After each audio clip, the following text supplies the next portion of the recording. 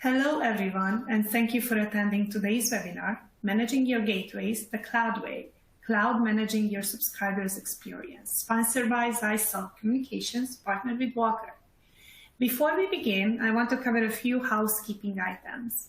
On the left-hand side of your screen is the Q&A. If you have any questions during the webcast, you can type your question into the Q&A box and submit them to our speakers. All questions will be saved, so if we don't get to answer you, we may follow up via email. At the bottom of your audience console are multiple application widgets you can use. If you have any technical difficulties, please click on the yellow Help widget. Here you can find answers to common questions. A copy of today's slide deck is available for download in the green resource list widget. Towards the end of today's presentation, we'll ask for your feedback. A survey is already open on your screen and will only take 1 minute to complete. Your feedback is extremely helpful. An on-demand version of the webcast will be available about 1 day after the event and can be accessed using the same audience link that was sent to you earlier today.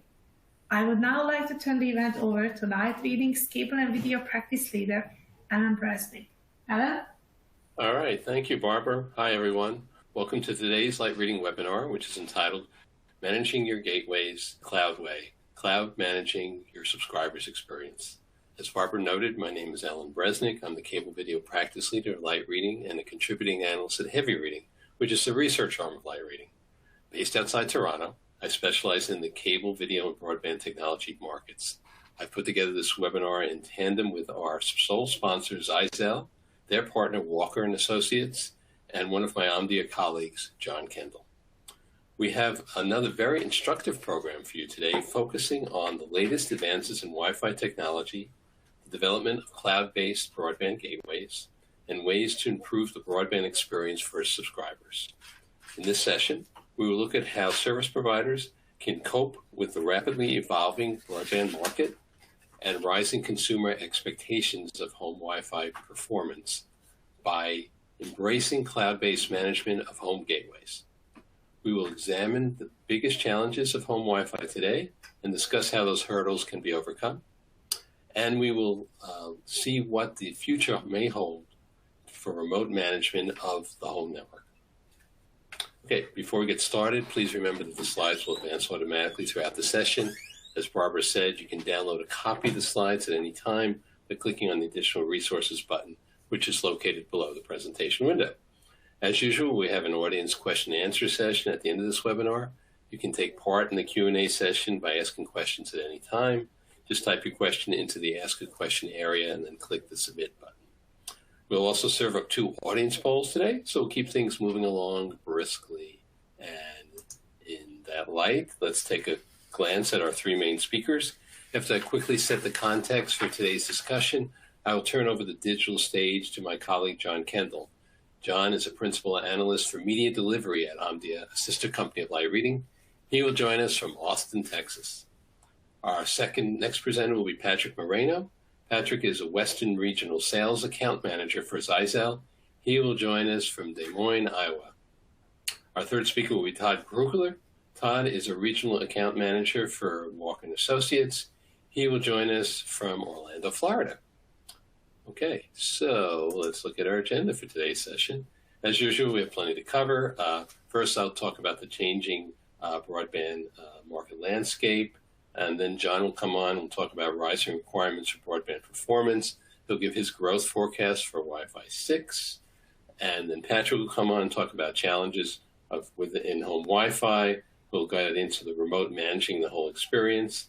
And then Todd will talk about Walker & Associates' role in this whole environment. Then we'll have the 2 audience poll questions sprinkled in there. And then finally, we will tackle your questions at the end.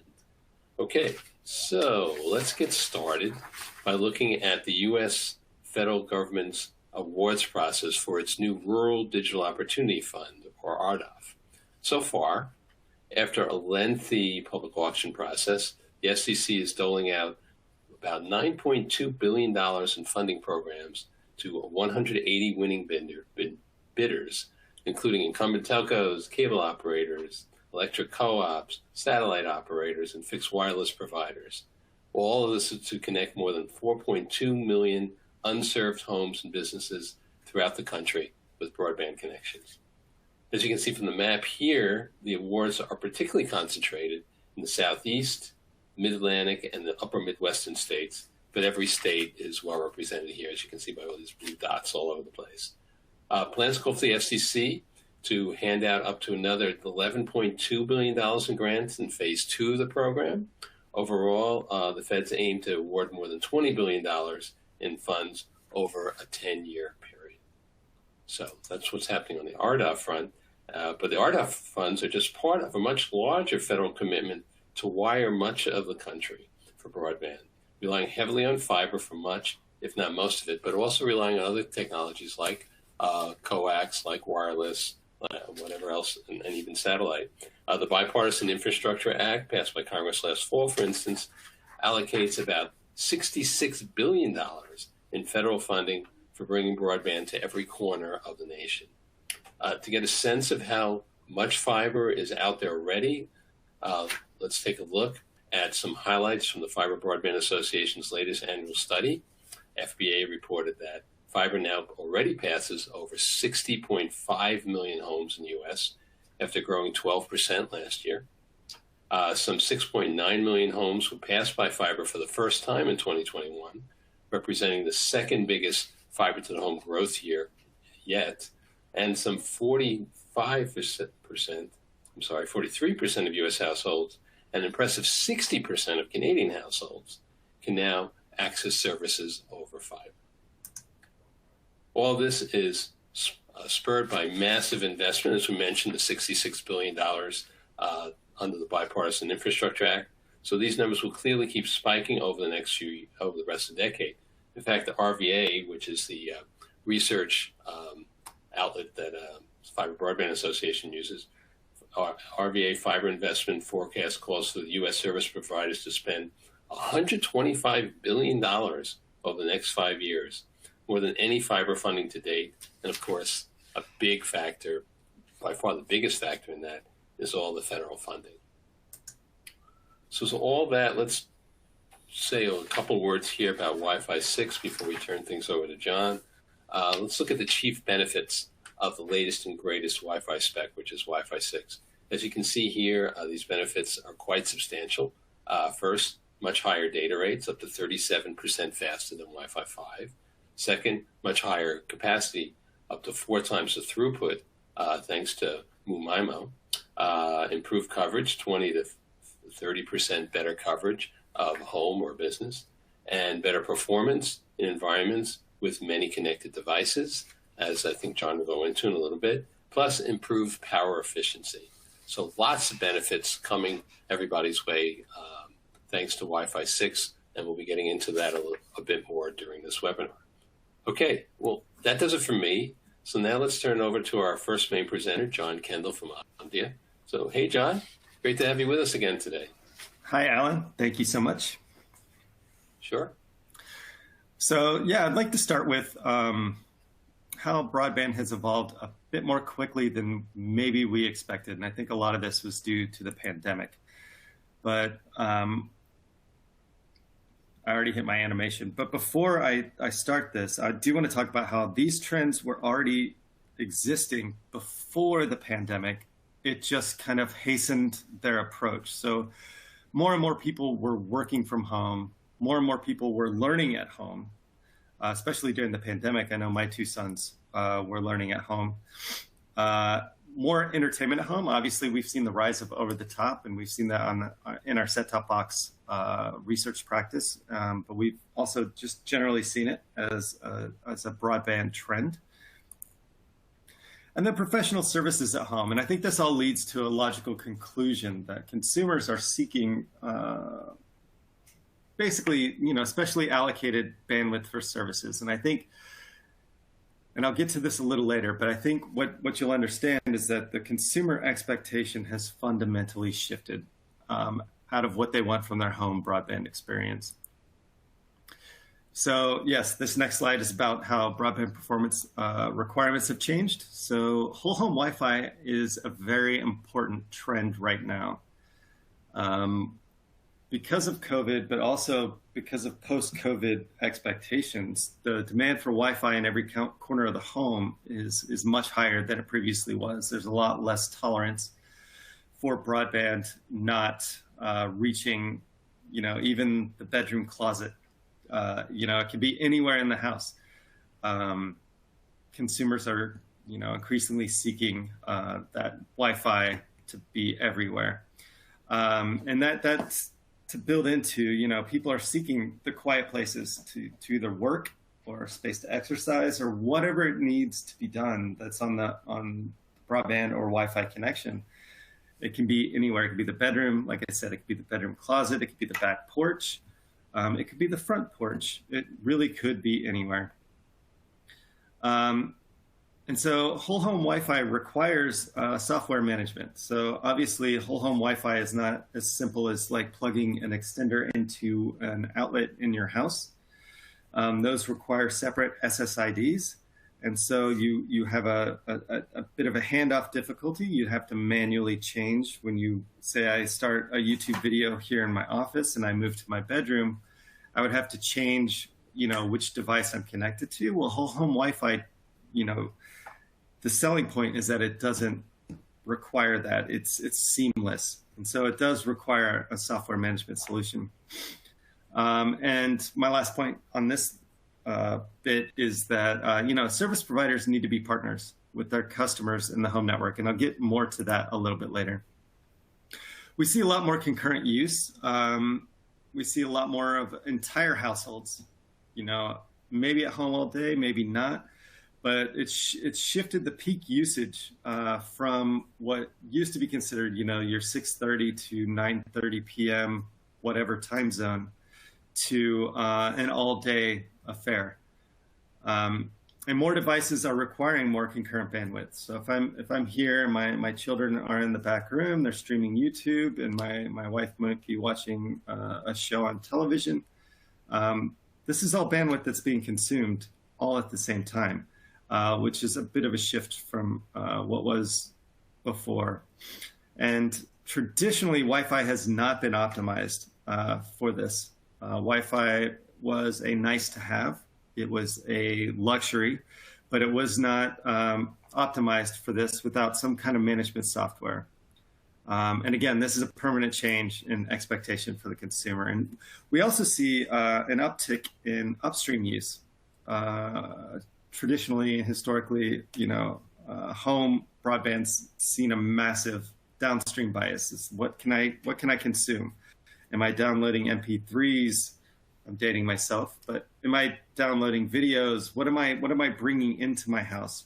But now what we're seeing is that growth in video communications, working, learning from home, increases upstream traffic. I'm obviously here at my home, so I'm upstreaming to you my video, which I hope is high quality, not too high.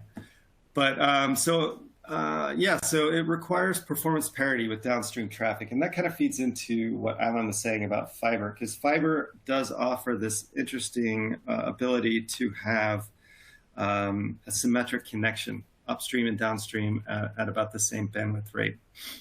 And so it does require service providers to rethink their packages around symmetry.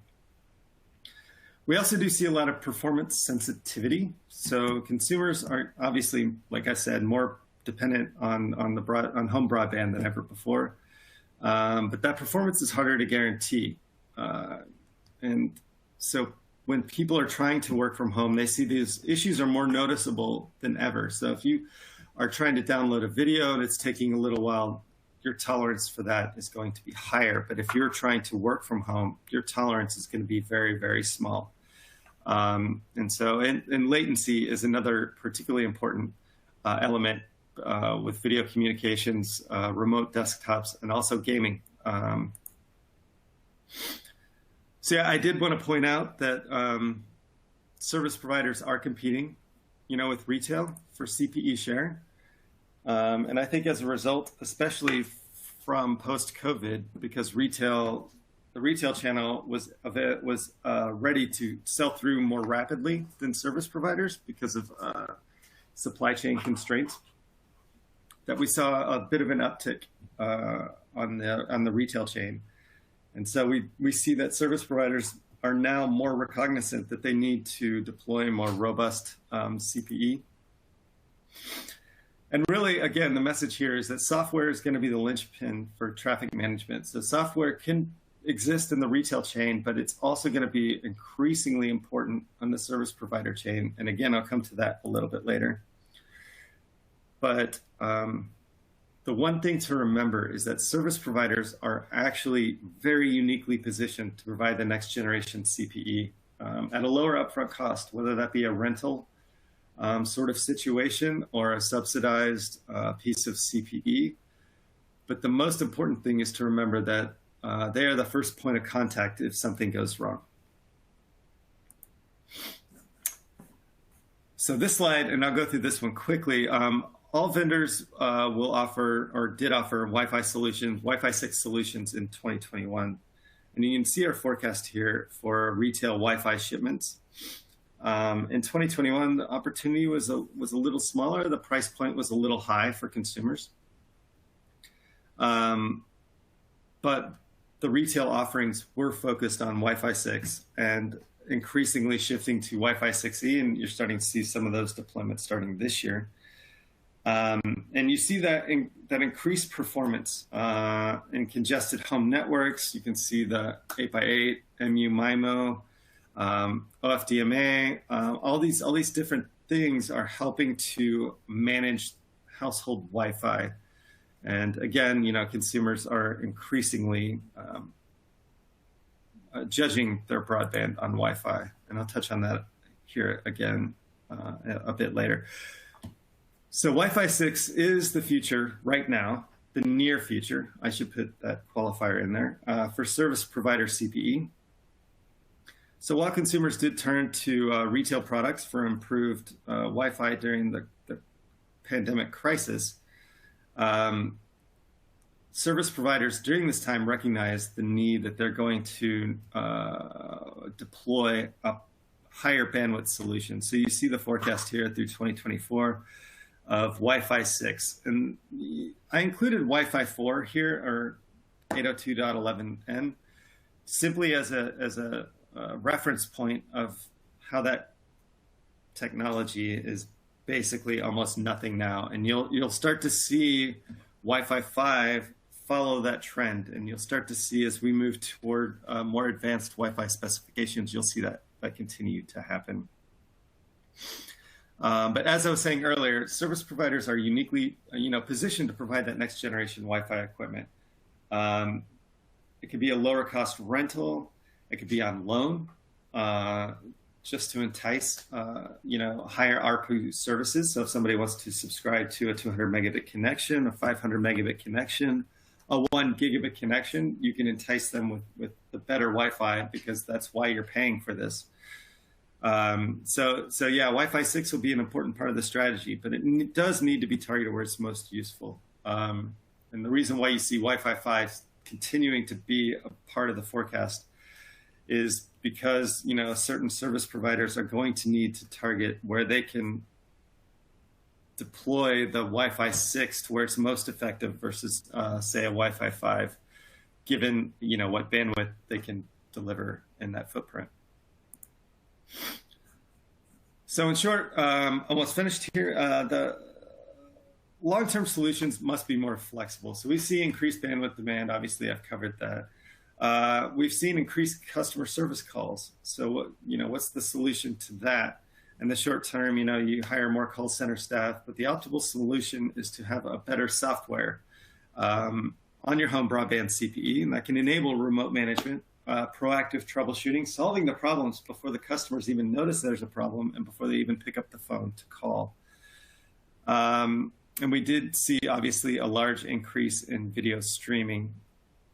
And we did see, different solutions to that from different areas of the industry. So from, say, the big tech side, the video streaming companies, we saw some bitrate reduction to limit data usage. But in the long term, service providers need to look at increasing network capacity or finding a way to deploy more smart video delivery solutions. And one of the big messages I have is that user experience has shifted, especially since COVID. But again, I think COVID really just accelerated something that was already happening. But no matter the location, the user experience needs to be the same. So then you saw the enterprise network. So this was, you had an SLA-backed quality, you had higher bandwidth, and you had multiple concurrent users. This is talking about like an office environment, obviously. And then you had the home network, which was basically best effort service. Big focus on downstream, fewer concurrent users. Most families, 2 to 5 people in the household. Way different than an office environment. And then you had the mobile network, which was mostly focused on telephone use, communication apps such as WhatsApp or texting, and data could be costly.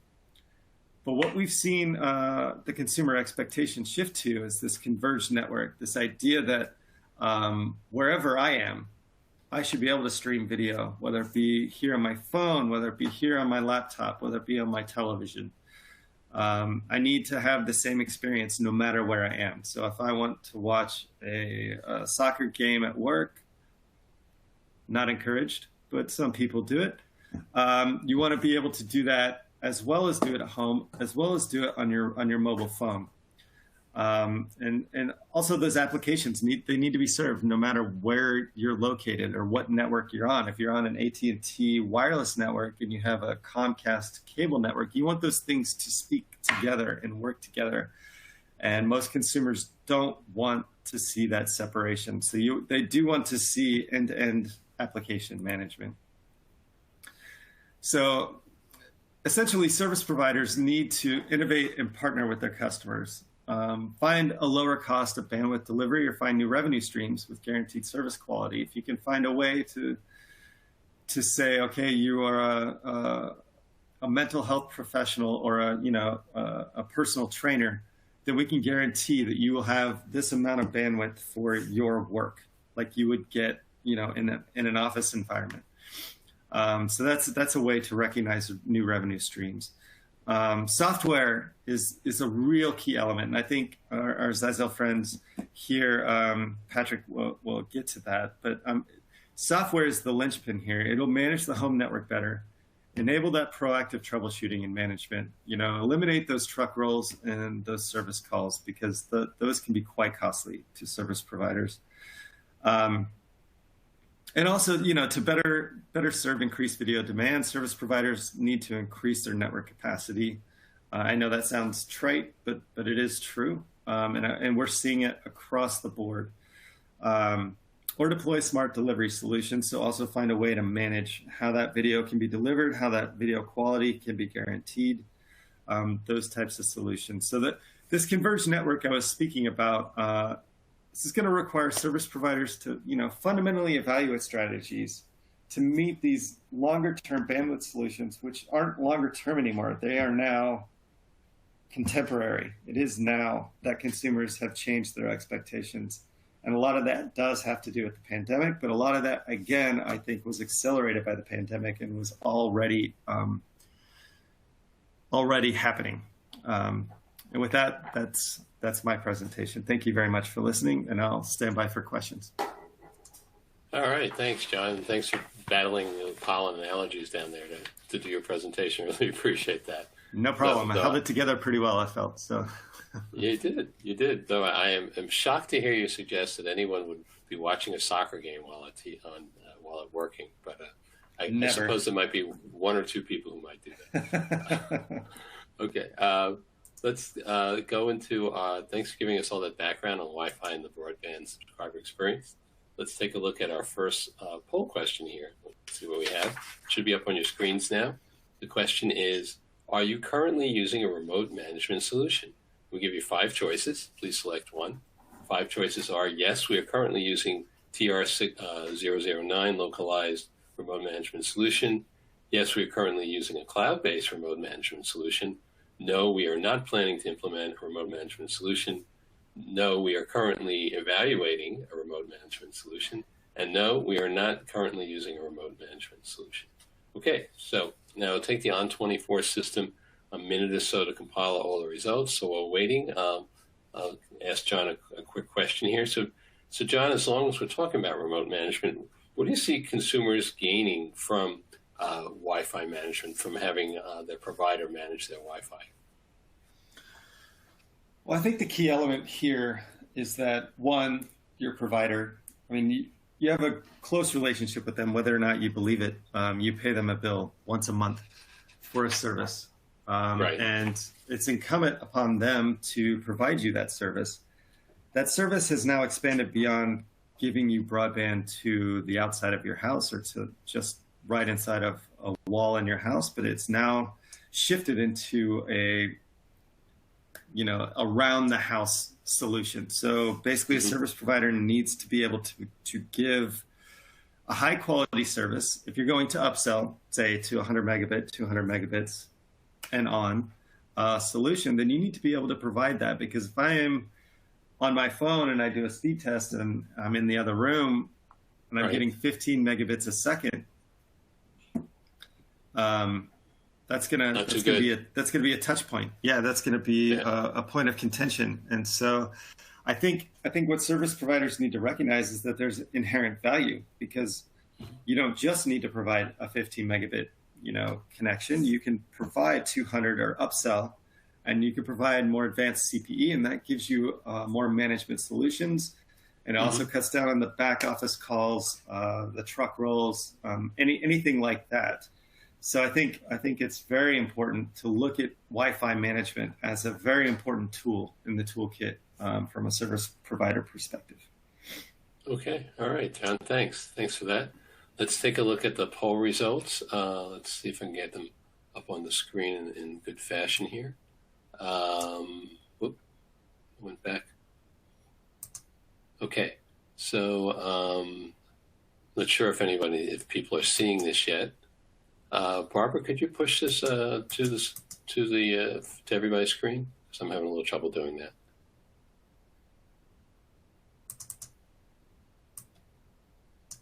Okay. What we're seeing here is that the biggest answer, over 40% said yes. Thank you. Yes, we are currently using a cloud-based home remote management solution. That was the most popular answer. Next was no, we are not currently using one. That was about 27%. And 20% said yes, we are currently using a TR 069 localized remote management solution. Okay, I'm surprised how many people are already using a cloud-based remote management solution. John, what do you think of this? Is this what you would have expected? Actually, yes. From my experience over the last 3 years, I mean, it's been kind of a big communication point, because I think, service providers are starting to recognize that need to be able to manage Wi-Fi in the home, and not just Wi-Fi, but, overall any kind of broadband into the home. And I'm not surprised. I'm actually a bit more surprised by if I add up the no's, I'm a bit more surprised by that 40%. So yeah, that's my answer. Okay, sure. It'll be interesting to see what the results will be when we do this again a year from now. So very good. Thanks again, John, and thanks to all who participated in the poll. Now it's time for our Zyxel presenter, Patrick Moreno. Welcome, Patrick. Thank you for joining us. Thank you, Alan. I really appreciate the introduction, and thanks everyone for taking the time and interest to join us in this webinar session. I hope you find it informative and have some good takeaways going forward. So managing the gateways the cloud way, cloud managing your subscribers' experience. So with the challenges of in-home Wi-Fi, they still haven't really changed. It's still the same thing. So communication service providers are looking at the issues with the performance, the speed that we're getting out in that home network environment, as well as the challenges that are associated with coverage. So we're not just in one single room anymore. We're going out and beyond those areas from the living room to those outlying rooms, and even going from inside to outside to that detached workshop, to be able to have Wi-Fi connectivity. And then finally, with all these new devices, they seem to be coming out every day with something new that we can add to our network. It's starting to build up, and we do see an average of 15, 20 devices or more within a home. In some cases, some people are already exceeding the amounts of what their home Wi-Fi gateway can provide with close to 50 devices. So we do see those challenges continue to go forward as we move into the next generation of wireless technology. So taking a look at the home Wi-Fi router and its evolution. In the early 2000s, the home Wi-Fi router was mainstream. You know, you didn't just go to that small, obscure little tech shop to get a home gateway with Wi-Fi built in. You can get that at a big box store. And even going into the home improvement where you can buy a 2x4 as well as a home router and at the same location has really changed the way we looked. In the mid-2000s, we've seen the advent of the ability of speeds going up and beyond 1 gig in performance and really kind of changed the way we see how we utilize the internet connection and the data that's going through. Then finally, we see the advent of the intelligence built into the home gateway, the ability for this device to actually actively think and be a part, providing that AI that we talked about that we've seen for many years. Now it's something that's a reality in the device. So that introduction of the intelligence, not just a device that you put out there, but something that's really going to set it apart and provide that experience, that quality of experience for the home user with the Wi-Fi.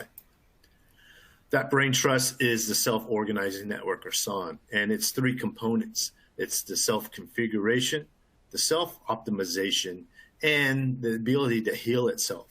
So all that input that comes in from your home gateway and all the associated clients that are connecting to it help provide the information and data for these systems, these new intelligent gateways, to be able to optimize the network and look at its hardware configuration, look at the connected devices and the environment, and help provide support in making sure that environment works well without any intervention from the subscriber to be involved, or the CSP to be able to help manage this environment. So that question comes up, well, what if I already have a home gateway, and can I take advantage of this? So most home Wi-Fi gateways have a lot of enhancements and ability to connect to online. The biggest challenges we see is a lot of this is done through a manual process. It means you have to kind of roll up your sleeves and work inside the device. The basic routers do lack a little bit of the intelligence. They don't have it, especially if it's more of a legacy product that you have employed. May not have the range of manageable features to be able to manage the wireless clients that are connected. And nowadays, with all the advent of smart connection devices and utilizing an interface for the subscriber to get into, i.e. the app, that really plays an applicable role in selecting a product, whether you're a service provider or you're that end subscriber looking at a product. So go ahead and that Wi-Fi experience and managing that for your subscribers. That's kind of what we're talking about here. And that role of managing the Wi-Fi is the whole experience. So when your subscriber calls in and they're having an issue, the ability for you to have visibility into that subscriber's environment and provide instant customer care is very important, as well as the ability to provide routine maintenance. You know, there's simple tasks like changing or updating the password, repurposing a device with its configuration settings is pretty important. That helps the service provider's bottom line with providing the exceptional experience for Wi-Fi and help reducing the cost and avoiding that costly on-site visit from the service provider to do routine maintenance that could actually be done remotely over a connection. that's where we see a little bit of a change. So it's interesting to see that poll where we do have that same kind of mechanism for remote management, but we're seeing the changing of the guard here with the traditional TR69 that we've used for many years and moving into a cloud-based type of remote management. Very similar functions on the surface level as they perform. However, some of the mechanisms and the resources that are involved in providing that have kind of changed. And the ability of a cloud managed solution offers the CSPs the ability to utilize this system and provide the exceptional connection to their subscribers with a remote hosted cloud-based solution. So just taking a look at the basics architecture here for a cloud-based solution, it's not very different than what we're seeing with a traditional TR69.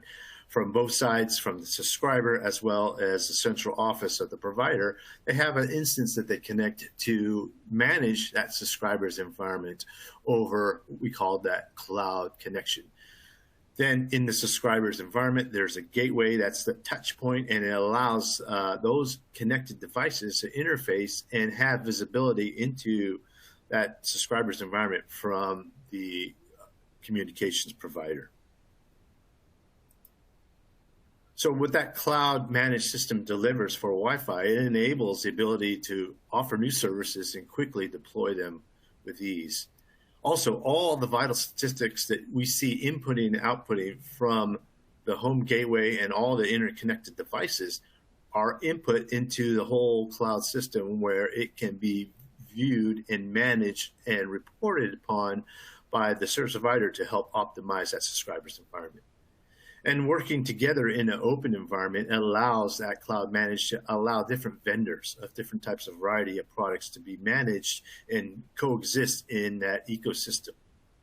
And then for future growth, the scalability without having to add new equipment and resources within the provider's hosted environment, this can be offloaded in the cloud and allows for scalable growth going forward in the future. Where this all resides, obviously, in the cloud, no need for heavy resources or development within the gateway. The gateway actually acts as just a connection point and relays that cloud instance through the gateway and off to the subscriber. At the subscriber's environment, they can have a portal or an app that they can utilize to manage their whole environment and help provide the best quality of connection with their internet broadband.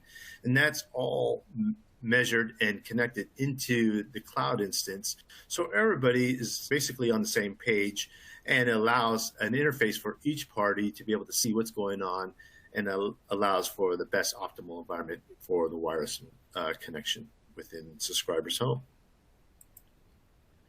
So that opportunity there will allow that subscriber, giving them the tools to be able to manage their environment so they can actually set up their own equipment, add new devices, configure a guest network, change their password settings. Even in the event of troubleshooting, they can perform some troubleshooting that's not taken care of by the optimized wireless router or the cloud connection of the management and tie that directly into the CSP where they can have their tax center and their customer service agents help resolve those issues for the subscriber. I'd like to finish that up and hand this back to Alan. All right. Thank you, Patrick. Thanks very much. Thanks for taking us through all that and teaching us about remote management. That was great. Let's go to our next audience poll question, which I get there up on your screens there. There we go. Okay, so the second poll question is your company participating or planning to participate in any FCC funding programs? We give you 5 choices. Please select one. First is yes, we are participating in FCC funding programs. Yes, we are planning to start preparing for FCC funding programs. No, we are still investigating our options for FCC funding. No, we are not participating in any FCC funding programs now. And no, we are not planning to participate in any FCC funding programs. Once again, it'll take the On24 system a minute or so to compile our results. So we're waiting for them. I'll ask Patrick a question here. So Patrick, how important, as long as we're talking about federal funding programs, how important do you see federal funding programs being for broadband projects around the country? Yes, it's very important, I believe, for the CSPs to get involved. This helps them build out their new networks. It takes them quite a while. You know, they look at a year down the road, and when it's optimal time, they want to be able to expand their services, maybe offer new service tiers. And to be able to do that with some additional funding from the federal government is really important. However, new stipulations in the last few years have asked the providers to say, okay, if you accept our funding, then you need to show us proof that you're able to provide those service tiers that you're going to offer. And this has resulted in what we have a lot of performance testing. And the ability for gateways and Wi-Fi routers to be able to do that and utilizing a cloud system to be able to help connect those links together is quite substantial. Okay, all right. Thanks, Patrick. So now let's take a look at the results. I'm hopefully getting them up on your screens now. There we go. I'm going to go off video just because it makes it easier for me to read the results. Let's take a look at what we have here. It looks like the biggest percentage, 45%, said, no, we're not planning to participate in any FCC programs. Second biggest, 27%, said, we're not participating in any programs now. Only about 9% are saying that they are participating, and nobody said that they're planning to participate. I'm surprised. I would have thought there'd be a lot interesting. More. Yeah, I would have thought it'd been more like 50% or more saying that they're planning to participate or are already participating. Right. It's actually interesting news to hear because there's several programs available for different providers, different sizes, and the planning takes place. So it's interesting to see that many are probably pretty self-sufficient in planning their projects for the years. So interesting to see. Maybe some don't know about what's available yet. So it'll be interesting to see if this changes over the course of the year. Most definitely. Right. Excellent. Well, interesting. Well, thank you, Patrick. And thanks to everybody out there who participated in our 2 polls. Now it's time to bring in our third speaker, who is Todd Kerner from Walker & Associates. Hi, Todd. Thanks for joining us as well. Let's get a good slide up there for you. Oh, didn't work. Okay, let's see what we can do here. We are not finding your slide. Sorry about that. There we go. Okay. Hi, Todd. Alan, thank you very much. I appreciate it. Sure. Appreciate the efforts everybody's been putting together on this. On top of that, the information you posted about the $66 billion in infrastructure spend is very exciting for many of our customers and clients at the present time. Walker has been doing this for 50 years, and this is an unprecedented time in our industry where we've seen a growth of technologies coinciding with a demand for what we do, distribution and logistics. We're one of the largest distribution and logistics companies in the country, working with Zyxel as one of our partners. And in providing that, Zyxel is customer focused on their solutions, providing a definite interest in driving revenue solutions with my customers. I've got many examples that we've worked with that our customers have seen revenue growth on service solutions at the endpoint customer. Just as a side note for what we do with professional services, Walker does come face to face with our clients in working with our manufacturers, Zyxel, to support those. And as you'll notice, we do as a consultative approach to help support those customers in both designing those networks and making sure the architecture will support what they're trying to do through their investments. The market as we see it now and what is growing through the infrastructure is truly going to be something beneficial. The final thing I'd say is I am a prime example of what is happening in this industry. I currently have 28 devices attached to my Wi-Fi network at my home. My heating and cooling company actually gives discounts for me to give them direct access to devices that are the IoT. And it is because of things like that solutions providers that are going to drive these next steps in our industry. So with that being said, Alan, I'll let you continue on with the group. Again, John, Patrick, thank you so much for the time. And next. All right. Thanks, Todd, for that background. And only 28 devices, eh? I thought you'd be up to 40 or 50 by now.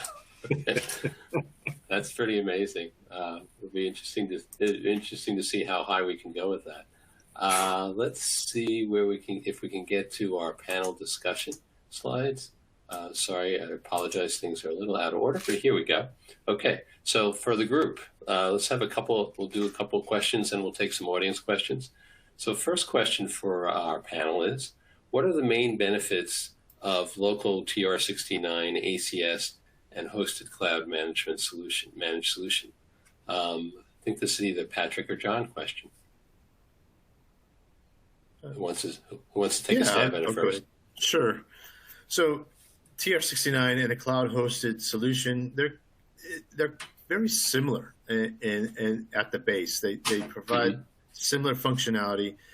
One, TR69 is a locally hosted instance that would be set up in maybe a central office, but the cloud can be hosted, obviously, from a colo facility. So they give you those benefits of the redundancy, not having to have resources with specific staffing, and then the equipment management that's also required after a certain time. Servers and whatnot would have to be replaced. So it does happen on the cloud instance in a colo facility, but you can offload a lot of your resources that allows you to kind of focus on other day-to-day operations. Okay, thanks, Patrick. John or Todd, anything you wanted to add to that? I'll take that as a no. No, I'm happy to add something. I just was being patient. I think the main benefit of any kind of managed solution is that you take a look at what the consumer wants and how to meet that need. And I think that's the best way to try to approach this. Is it TR69? Is it hosted cloud managed? The consumer doesn't really care at the end of the day. The consumer wants their Wi-Fi to work. It's a very simple binary way of thinking, right? Mm-hmm. And so I think the main benefit of either of these is essentially making sure that the consumer is getting, their content. I know it's trite, but content is king. And at the end of the day, that's really what broadband has become about. It's not about pay TV delivering content anymore. It's about broadband delivering content. And so I think anything that can help manage that is a positive. Okay. Thanks, John. Thanks, Patrick. I went off video just because it's easier for me to read any questions coming in from the audience. So I'm not being rude here. It's just a technical thing here.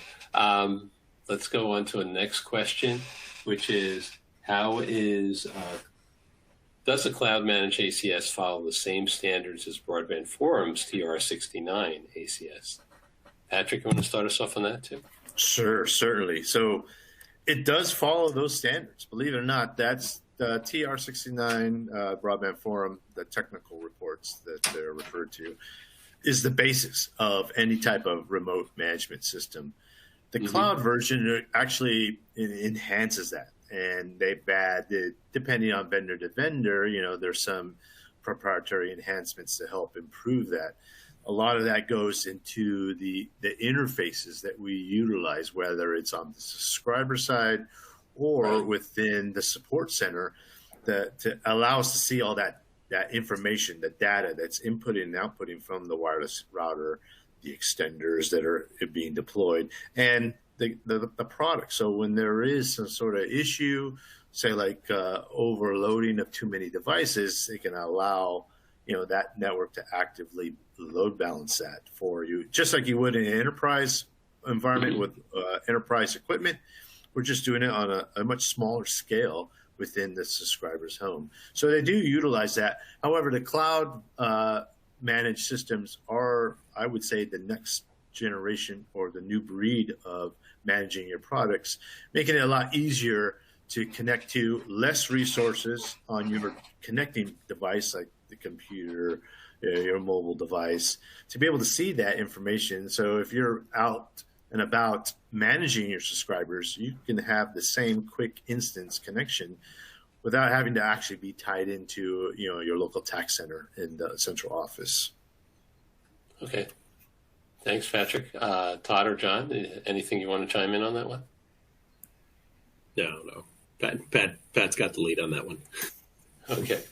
Got it. I totally agree, Patrick, with you. I mean, if you have the ability to do it from outside the house, like I can manage my home network from inside the house. If I want to type in the IP address of my router or whatever here on my laptop and try to manage my children's devices, it's way different than if I'm at work and I see a notification and it says, oh, your child is doing something and you want to stop it. Cloud-based makes a lot of sense. Yeah. Okay. Thanks, John. Thanks for that. Next question. How would I know if I have a TR69 compatible Wi-Fi router? Who wants to tackle that? Sure, I can take that one. So a lot of people will notice that this term TR69, and it refers to most remote management options. But there are a lot of home gateways that have similar functions of remote management, but it's not quite what we see for a TR69 system. There are some specifics that you have to actually connect to your provider that are kind of pre-configured so it knows where to talk to over the internet. And when you set up remote management from just say a router that you purchase at an online or a big box store on your own, it does have remote capabilities, but they're only in a 1-to-1 ratio, meaning that you set it up and that you connect to it wherever you're at.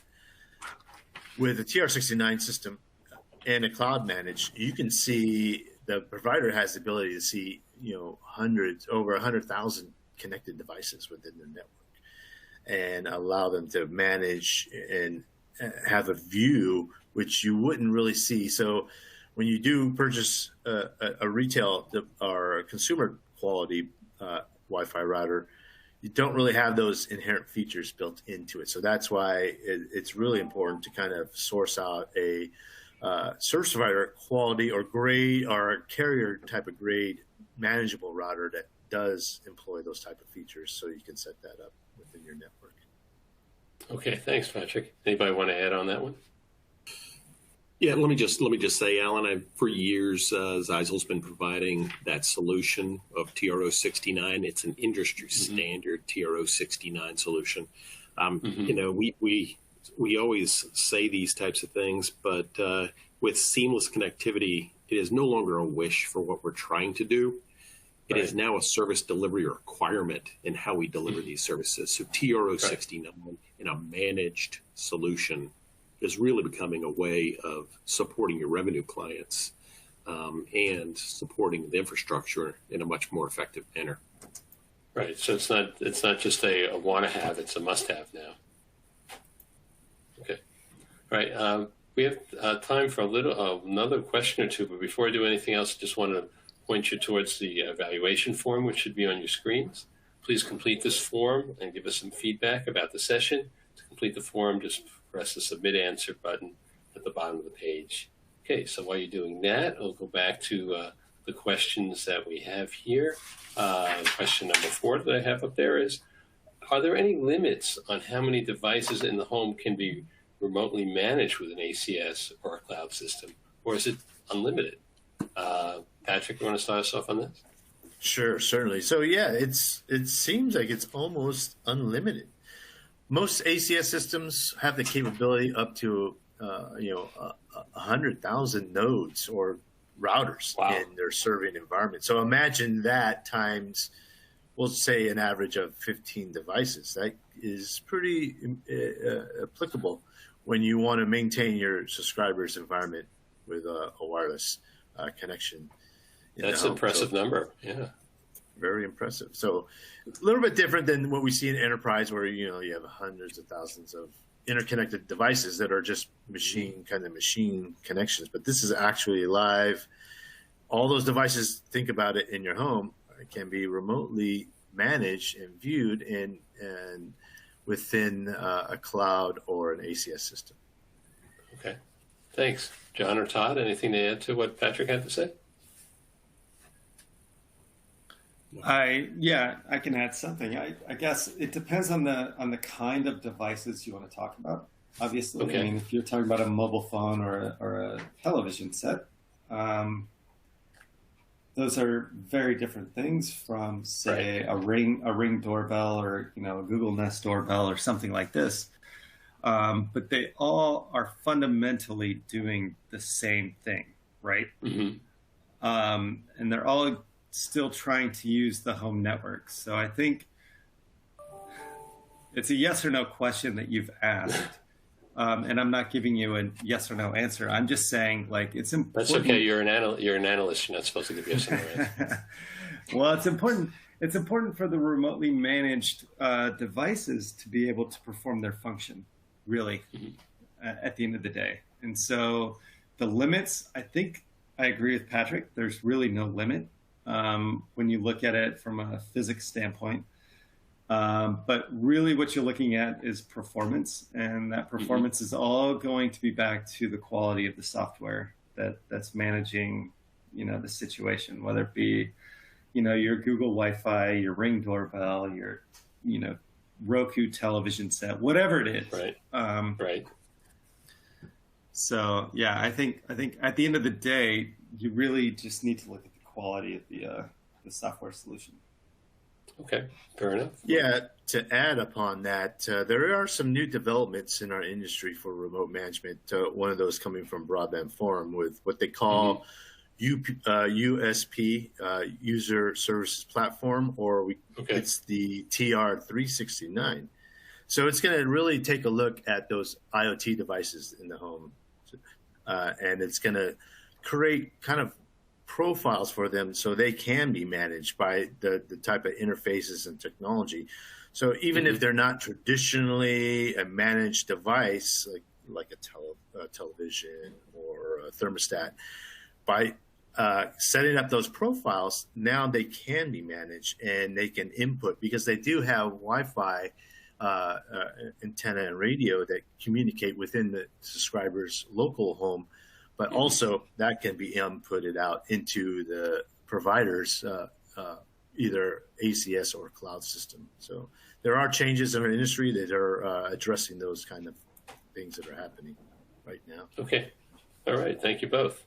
I think we have time for one more of the questions here, so let's go with this one. We already have deployed Wi-Fi routers in the field. Can they be remotely managed? Patrick, I'll start with that. Yeah, so that is possible. It just depends on, again, if they have that ability to be remotely managed via a TR69 or a cloud. Those options can be either enabled, configured, or maybe they require an upgrade to be able to do that. Now, if we're looking at more of a consumer style product, they may not have that ability. So that would require some extra steps or maybe some other additional software involved to be able to do some sort of remote connection device to see the settings in there. So it's not totally out of the question. If you already have deployments, they can be adjusted depending on the type of equipment you have deployed. So great question. Okay. Thanks, Patrick. John, do you want to have the last word on that? I mean, yeah, my last word is going to be agreeing with Patrick on that. Basically, yeah, I mean, I think, at least I think so, Patrick, you can disagree. But I think that when you do look at service provider CPE, that's the linchpin. I mean, if you buy something at retail, there's going to be a lot of tinkering. There's going to be a lot of figuring out stuff. If you have something from your service provider, they can help you. You can call their helpline. They can help you. They can help you, configure your network, and they can provide you with a software solution. And so I believe, Patrick, that's what you were saying, and that's what I'm trying to agree with. Yeah, definitely. Yeah, no, it just depends, and that's what kind of sets apart between what you get in a consumer retail device as opposed to a service provider quality or a carrier grade that does have that functionality built into it. A lot of that is kind of hidden behind the screen. That way the subscriber doesn't have access to that, because if they make some change, it could throw the product offline, and then that's going to require a physical service call on site, which does cost some resources for the provider to be able to do that. And the whole idea from us, our standpoint, is to be able to give you tools to help reduce your resources and expenditures on customer support to make sure that it doesn't impact the business bottom line. Exactly. And I think that's part of what I was trying to say about service. I'm sorry, whoever I interrupted, I'll be done in a quick second, but that's part of what I was trying to say about service providers being partners, CPE partners with their customers. I think that solves so many problems. So yeah, I am agreeing with you, so that's good. Yeah. Speaking to that, I mean, both what Pat and John were saying with the scripting that is Walker does on the devices, the flashing that we put into the devices, we have the ability to go ahead and work on that device. But at the same time, it has to be a capable device. It has to be able to do those or technical solutions, and it would have to be reviewed. So again, speaking exactly to what John and Pat said, possible, yes. Okay. All right. Well, thank you all. Thank all three of you. Well, I'm afraid we've run out of time, but I want to thank all of our three speakers. Thank all of you out there. I'm sorry for attending. And special thanks to our three main speakers today, John Kendall from Omdia, Patrick Marino from Zyxel, and Todd Kerner from Walker & Associates. Let's give them all a warm hand out there. This webinar will be archived on the Light Reading website for the next year, starting later this week or early next. Within the next 24 to 48 hours, you should receive a personalized follow-up email with details and a link to today's presentation on demand. So feel free to review the webinar whenever you'd like over the next 12 months. This webinar is copyright 2022 by Light Reading. Presentation materials are owned or copyrighted by Light Reading, Omdia, Zyxel, and Walker & Associates. These four companies and their speakers are solely responsible for their content and their opinions. On behalf of all of us here, thanks for tuning in today. Be well, stay safe, get boosted, and take care, everybody. We'll see you again soon. All right. Thank you, Alan. Thanks.